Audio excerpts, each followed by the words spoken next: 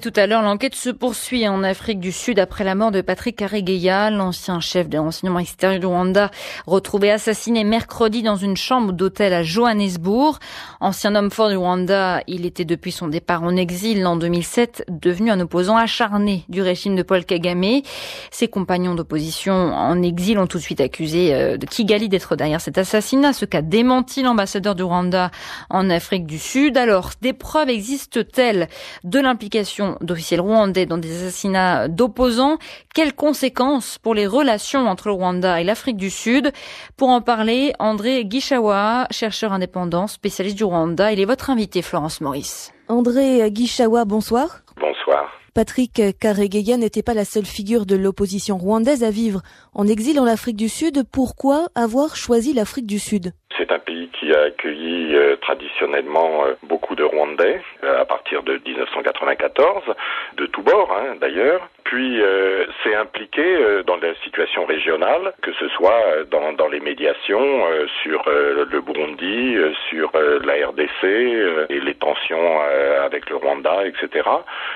Et donc il y a une tradition de forte implication de l'Afrique du Sud vis-à-vis de cette région.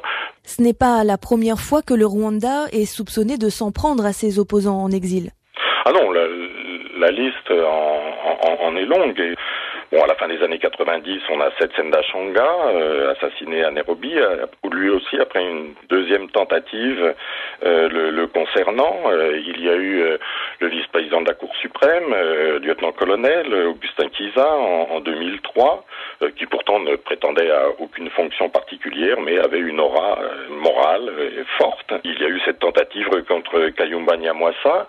Bref, on pourrait en citer encore d'autres, mais si vous voulez, on a l'impression que chaque fois que le régime se perçoit comme agressé, cela se termine sous des modalités d'autodéfense ou de légitime défense, puisque je pense que c'est comme cela que cela doit être vécu sur place. Patrick Karegeya représentait-il une véritable menace pour le pouvoir de Paul Kagame? Bon, il avait un réseau solide au sein de l'armée. Bon, il avait dirigé les services de renseignement. Il avait des relations étroites avec des hommes d'affaires, ce qui vraisemblablement lui a coûté la vie. Des contacts aussi très étroits avec des ambassades, avec des institutions internationales. Bref, il représentait certainement une possibilité alternative. En tout cas, il était perçu comme tel. Vous évoquez la tentative d'assassinat contre Kayumba Nyamwasa, l'ancien chef d'état-major de l'armée rwandaise. C'était en 2010 et cela avait refroidi les relations entre le Rwanda et l'Afrique du Sud à l'époque. Ça s'est traduit par un rappel de l'ambassadeur d'Afrique du Sud en poste au Rwanda. Et ce rappel, en fait, a duré pendant 2 années. Ce qui est apparu évident à cette époque est que le Rwanda ne tolérait pas que puissent s'installer à l'extérieur des activités politiques hostiles à son pays sans sanction. Pour les Sud-Africains, cela a été considéré comme un affront et les relations, effectivement, se sont rafraîchies de manière forte.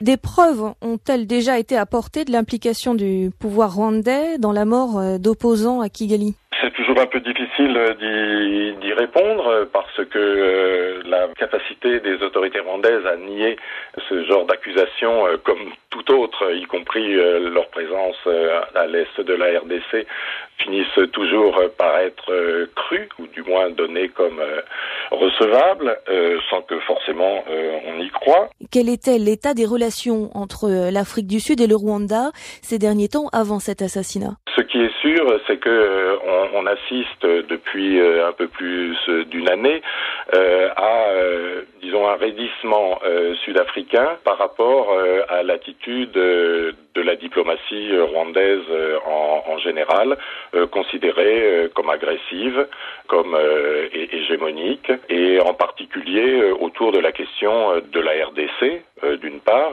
c'est-à-dire des profits importants que le Rwanda en retire, Et de l'autre côté, vis-à-vis de l'East African Community, la communauté économique d'Afrique de l'Est, dont le Rwanda a pris la direction depuis maintenant un peu plus d'un an, et qui donne l'impression de fonctionner autour des intérêts de ce pays et de ceux qui lui sont associés. Donc les grands pays de la région supportent mal la manière de faire, la manière de dire et les rapports de force que la présidence rwandaise tente très fréquemment d'imposer, aussi bien dans les relations diplomatiques que politiques, bref, dans la vie régionale africaine.